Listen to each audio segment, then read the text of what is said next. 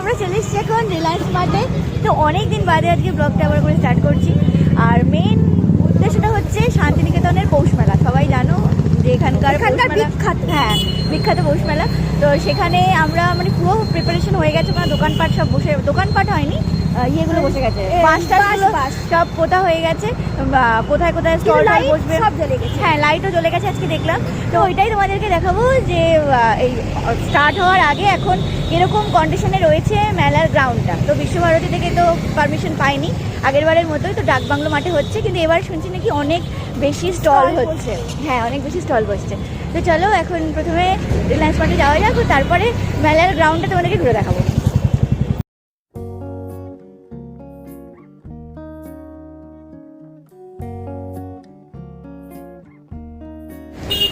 এই দেখো অলরেডি বসতে শুরু করে দিয়েছে।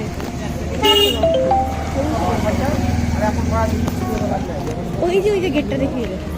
আর যে ভিড়টা হবে, আমি আগের বছর এনজয় করেছি ফার্স্ট টাইম মেলা, তার আগে সৌভাগ্য হয়নি, আমি কলকাতায় ছিলাম, হায়দ্রাবাদে ছিলাম, হয়নি এখানে আসা। তাই বিশ্বভারতী মেলাটা দেখতে পারলাম না, তো কি হয়েছে, এটাই আমাদের কাছে বিশাল মেলা। কিন্তু এখানকার মানুষজন বলছি না, এখানকার মানুষজনের কাছে এটা বিশাল বড়, মানে অনেক ছোট, যারা বিশ্বভারতীর মেলাটা দেখেছে আর কি। এই যে কিছু এখনো বসেনি, বসতে স্টার্ট করেছে। তো এই হচ্ছে সেই বিখ্যাত মেলা, যার জন্য সারা বছর ধরে এখানকার মানুষজন প্লাস বাইরেরও সব জায়গার আর কি মানুষজন অপেক্ষা করে বসে থাকে। আনফর্চুনেটলি বিশ্বভারতীতে হচ্ছে না, তো কোনো বাত নেই। হ্যাঁ হ্যাঁ, বিশ্বভারতীতে হচ্ছে না তো কোনো প্রবলেম নেই, ডাকবাংলোই আমাদের জিন্দাবাদ। তো চলো আজকে আর কতদূর কি করতে পারবো জানি না, পুরো খুব ভালো করে সব বসে যাবে। হ্যাঁ 23 তারিখ অব্দি ফুল বসে যাবে আর কি। আমরা 23 তারিখ থেকে মোটামুটি প্ল্যানে আছি, রোজই আসবো আর কি।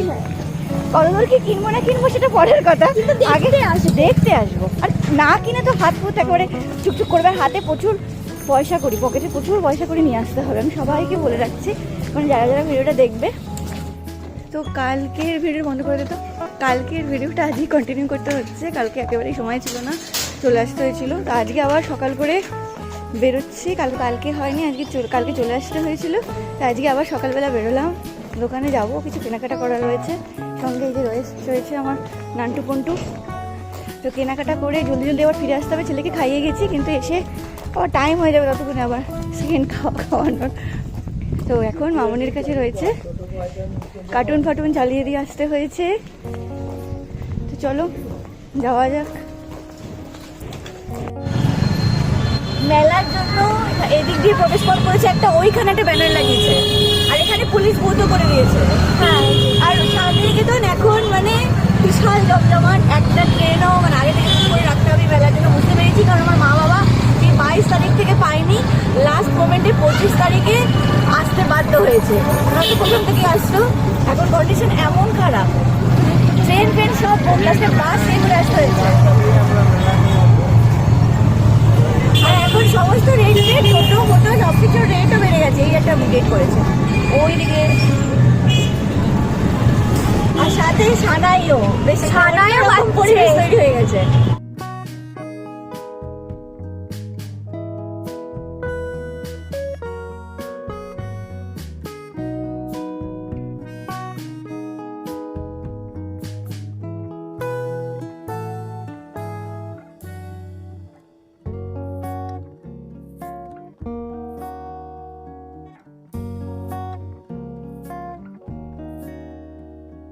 আমরা বাড়ি চলে এসেছি, আমরা আবার যাচ্ছি মেলা দেখতে। আজকে আমরা মেলাটা পুরো পরিদর্শন করতে যাবো, আর আজকেই উদ্বোধন হয়েছে। হ্যাঁ, আর এই যে আবারও করে নিষেধাজ্ঞা, নানান রকমের প্রোটেকশন তো সবারই নেওয়া উচিত, এই কারণের জন্য করে ফেলেছি সবাই মিলে। আজকে হ্যাঁ আমিও করেছি। হ্যাঁ, আর আজকে যাচ্ছে আমি প্রসেনজিৎ আর নান্টু। মামনিকে বলা হলো, মামনি বললো না আর দুদিন বাদে যাবে। তো আমরা এখন পুরোটা দেখতে যাচ্ছি। হ্যাঁ, আমরা পুরোটা দেখতে যাচ্ছি কোথায় কি বসেছে, কোন দিকে কি স্টল। এই হোটেল রাজ মন্দিরটা আমাদের বাড়ির সামনে নতুন হয়ে গেছে। সরে আয়, সরে আয়।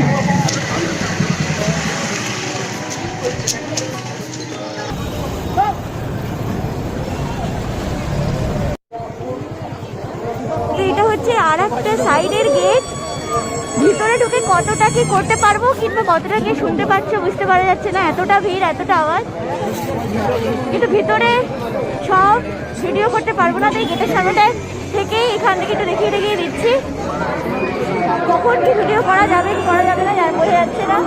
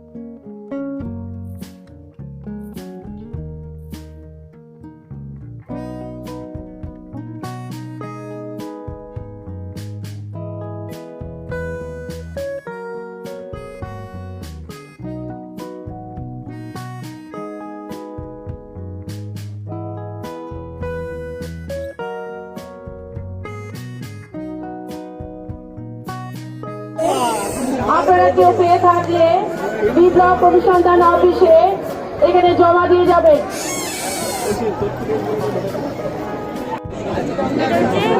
খাওয়ার পোর্শনটাই চলে এসছে। আর সাথে হচ্ছে এদিকে হচ্ছে নাকি বোলপুর ফুল মেলা 23 থেকে 28 তারিখ অবধি এটা চলবে ফুল মেলাটা আর কি। এটা তো আগের বার ছিল, আগের বার এটা এবারে স্পেশাল। এদিকেও আছে পূর্ববর্তী প্রস্রবণগিরি ইহা শিকড় দেশ মাটির সমস্ত সত্য সঞ্চার মাঠ। বাহ দারুণ।